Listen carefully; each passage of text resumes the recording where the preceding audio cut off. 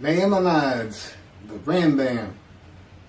Moses Maimonides, this is in parentheses, Moses Ben Maimon,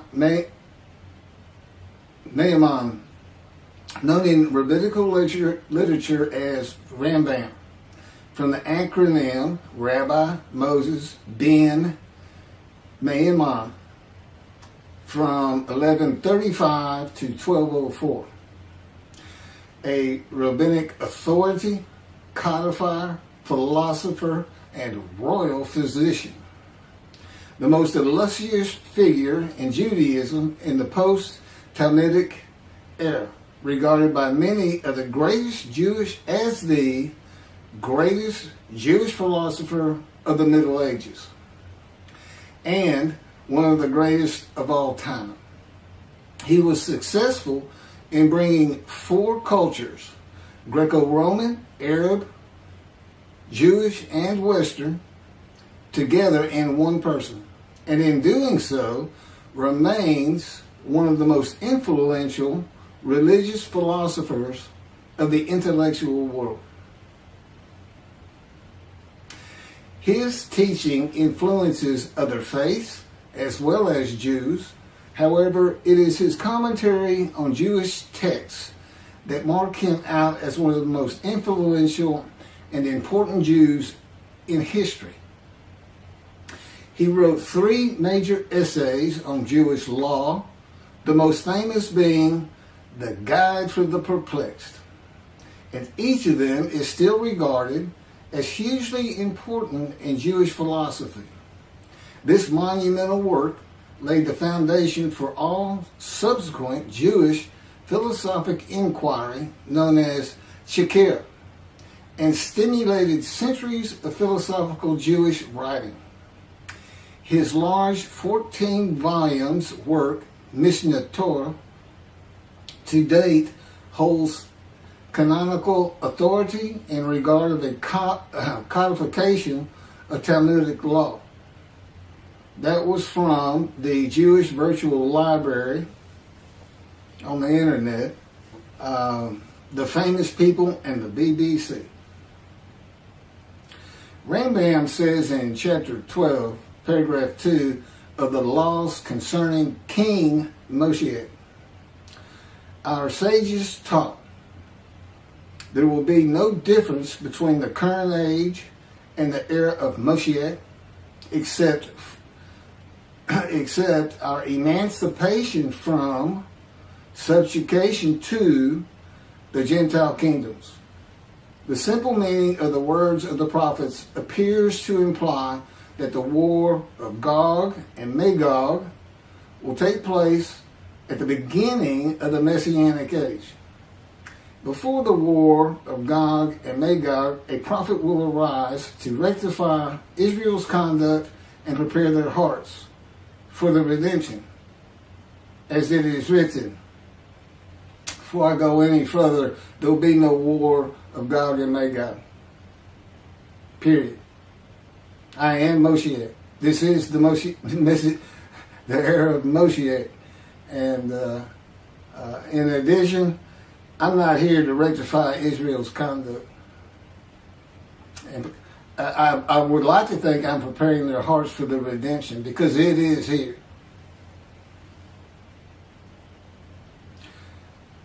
This is from Malachi chapter 3, verse 23. Behold, I am sending you Eliyahu, which is Elijah, before the advent of the great and awesome day of God. He will not come in order to declare the pure impure, nor to declare the impure pure. Nor will he come in order to disqualify the lineage of those presumed to be of flawless descent, nor to validate lineage which is presumed to be blemished. And I agree. Rather, he will come in order to establish peace in the world. As the above prophecy continues, Malachi 3, verse 24, he will bring back the hearts of the fathers to the children. And that is incorrect. I don't come here to bring peace or have the world come to peace or to establish peace in the world. No one can do that. Humanity will never be at peace. It's just not what man is. It's not how things have ever worked. Elijah does not come to establish peace in the world. And again, God dictated this to me. I didn't come up with all this on my own.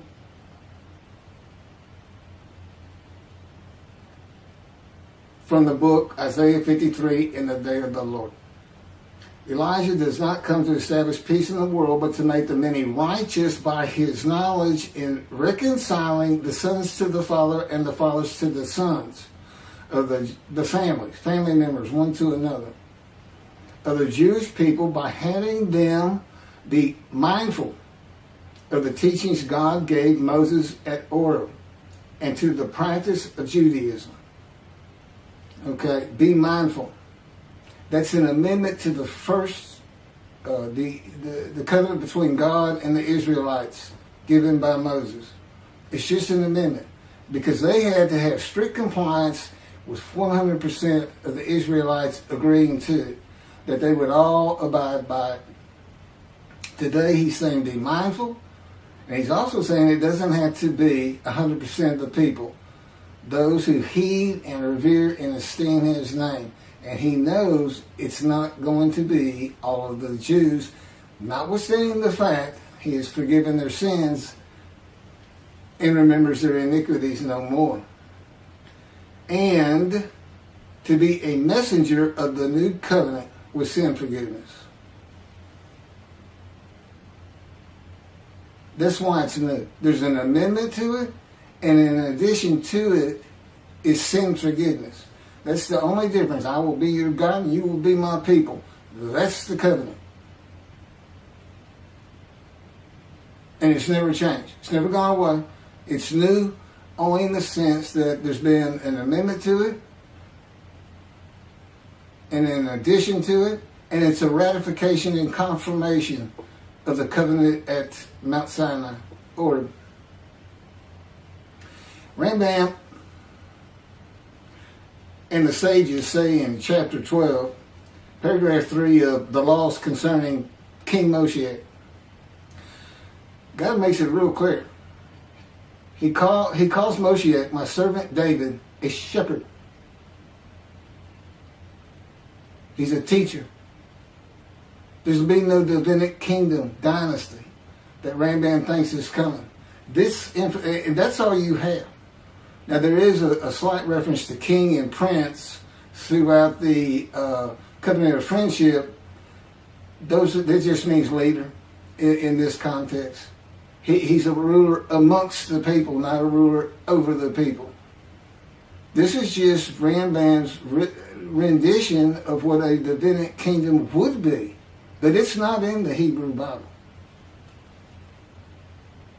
During the era of the King Moshe, once his kingdom has been established and all of Israel has gathered around him, the entire nation's line of descent will be established on the basis of his words, through the prophetic spirit which will rest upon him. In the Middle Ages and in antiquity, they believed in prophetic spirits. This will not happen. I do not have a prophetic spirit. The Spirit of God alighted upon me, but he's a person. Now, he helps me. He'll tell me things and teach me things. But there's no such... there's by and large, nobody believes in that kind of thing anymore. That somebody can just prophesy. God prophesied. He has absolute knowledge of humanity from Adam on to the ends of the earth. Okay, now he can tell a man, write this down, or go tell the people this. But that's just coming from him by knowledge. No man gets a spirit upon him and all of a sudden he can prophesy.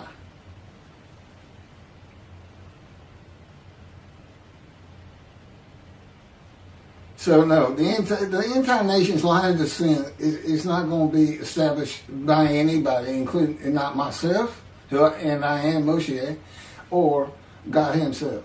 That's just not going to happen. As it is written, he shall sit as a refiner and purifier. He will purify the lineage of the Levites first, stating that this one is a priest, a defined lineage, and this one is a Levite, a divine lineage. Rambam basis for this belief is a verse in the book of Ezra, chapter 2, verse 63. The governor said to them, they shall not eat of the most holy things until a priest arises who will wear the Urim and the Thummim. From this verse, one can infer that the genealogy of those presumed to be of unquestioned priestly and Levitical lineage will be traced by means of the prophetic spirit, and those found to be of such lineage will be made known. He will define the lineage of the Israelites according to their tribe alone, i.e., he will make known each person's tribal origin, stating that this one is from this tribe and this is from another tribe. It's not going to happen. And he's talking about Moshiach being the purifier. He got that wrong too. He shall sit as a refiner and purifier from the first paragraph of chapter 12. Paragraph 3 is not Moshiach. God purifies and refines. And he comes with Elijah and the angel of the covenant that you desire. Rambam says the prophetic spirit will rest upon the anointed one. The prophecy of the Hebrew Bible, the prophecies of God. I just gave you my summarization of before I read this, of what I'm about to reread. The difference is, this sounds better, and this is what God dictated.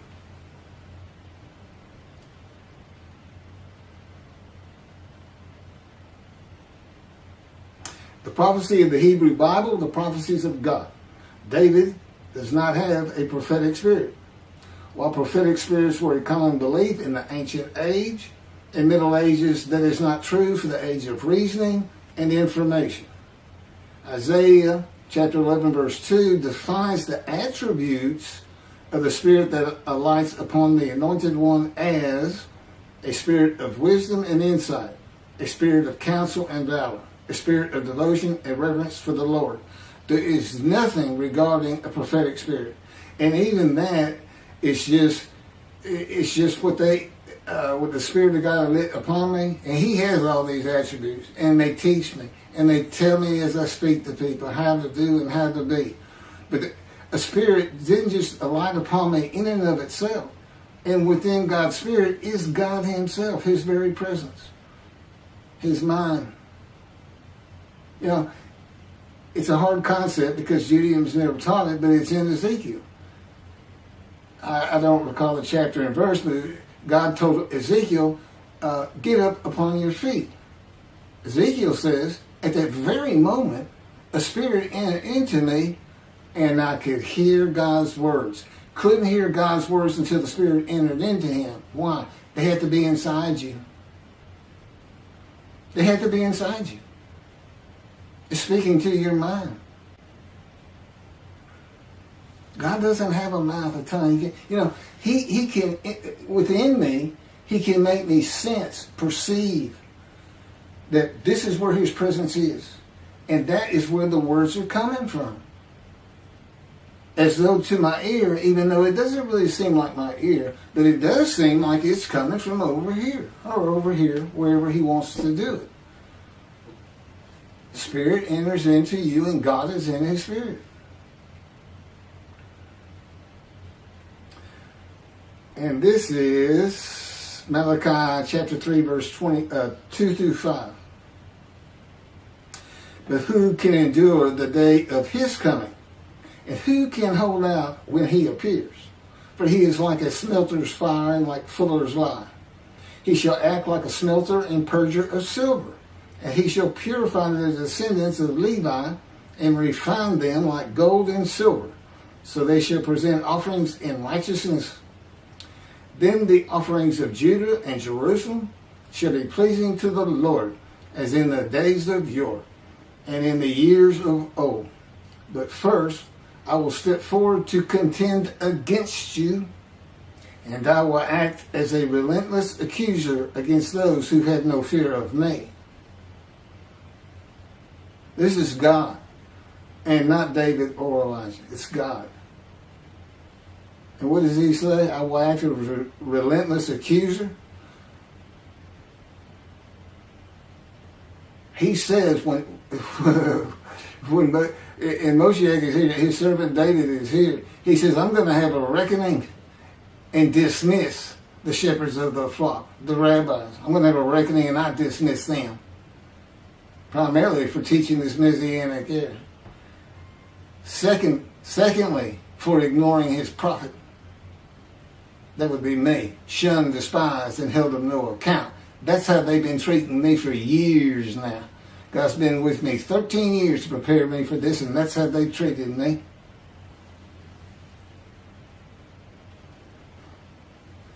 In Hebrew writing, it is common to express the same idea twice. Okay, God's telling me to move on. I don't need to hear that. It just had to do with smelting and this and that. In Malachi 1 and 2, the priesthood has been defiled. They offered polluted offerings. They had turned from God and refused to listen to him, and they profaned God's covenant. They disregard God's ways. This is in quotes from Ezekiel chapter. Well, it's in quotes anyway. Those who have no fear of me would be the priestly tribe of the Levites, and not pertaining to genealogy or tribal lineage, but to Ezekiel 34. Thus said the Lord God, I'm going to deal with the shepherds. I will demand a reckoning of them for my flock, and I will dismiss them from tending my flock. It's Ezekiel chapter 34, verse 10. Then I will appoint a single shepherd over them to tend them, my servant David. Again, that's Moshiach. He shall tend them. He shall be a shepherd to them. Not a king. I, the Lord, will be their God. My servant David shall be a ruler among them. I, the Lord, have spoken, and I will grant them a covenant of friendship. Malachi chapter 3, verse 3 says that he shall purify the descendants of Levi and refine them like gold or silver, so that they shall present offerings in righteousness. This would be those rabbis who accept the words of the prophets of God as interpreted in this day of reasoning and information, and not as interpreted in the ancient age and middle age. If you want to be purified, if you want to get out from under the dismissal, you're going to have to learn everything God dictated to me in Isaiah 53 in the day of the Lord, and the second book, the life of God's righteous servant of Isaiah 53, which is my life.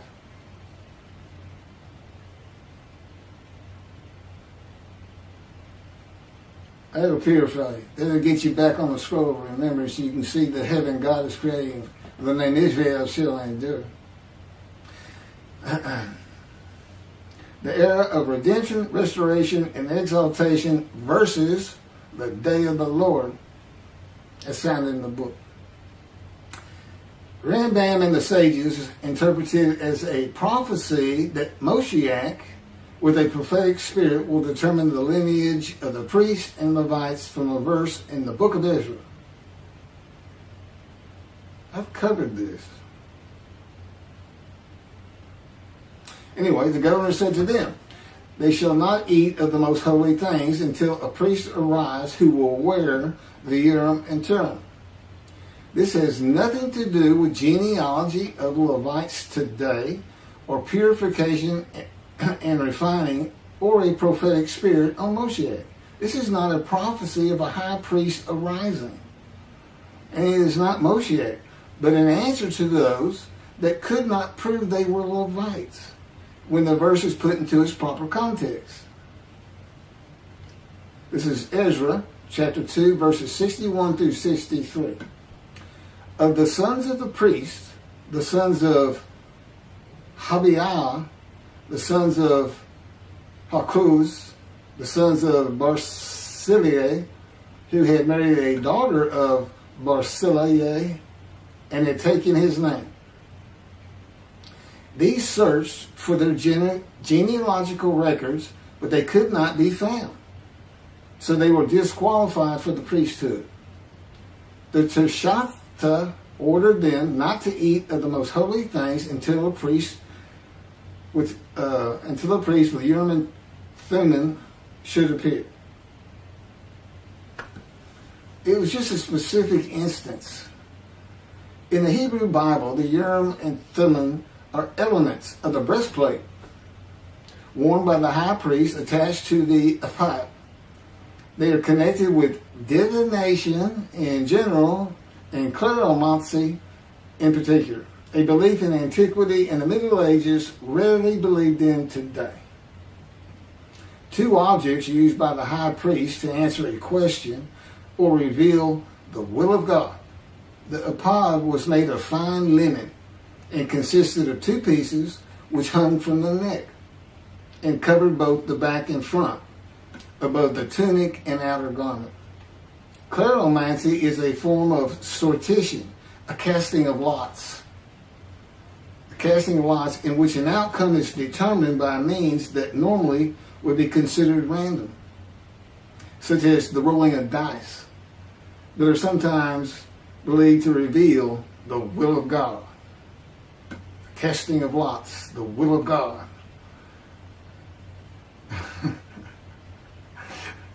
This is not believed in today. Ezra is not a book of the prophets. Teshachta was not a prophet and did not speak the words of God. Few people believe in divination and kleromancy today, matters and things of the Hebrew Bible written for an era gone by. In summation, as great as this man was, and we're talking about the year 1200 or so when he died, born in the 1100s, he was an incredible man. There's no doubt about it. But he didn't have the science, the medicine, the knowledge, the information, the ability to get information that we have today. It's a different time. We just don't believe in some of these things they believed in. You can't just say our sages say. Now, Rambam also, I can't believe it's not in here. He said Moshe is going to perfect the world, and the entire world was going to speak Hebrew. Okay? And he gets that from Zephaniah chapter 9, verse 10. God says, and I think most people have heard this phrase, they shall be a people of a pure speech. He takes that to be the people of the world. Well, the only problem is that, read verse 9. In verse 9, God talks about his anger against the world and how he would actually terminate it with fire. He's not talking about them. He's just talking about his people. The peoples are the Jewish people. And guess what? Today they are a people of pure speech in Israel. See, the only time an ancient language has been revived in the modern times, and that's Hebrew. That's their official language, along with Arabic in Israel. So it was a true prophecy of God. They should be a people pure speech, but he's only talking about the Jewish people. When he says the peoples, he's talking about his people. If he's talking about the people of the world, you know what he's going to say? The people of the world. His people. The Jews. Okay, well that's all I have on Rambam. Again, I'm surprised I don't have that. Thank you very much for listening.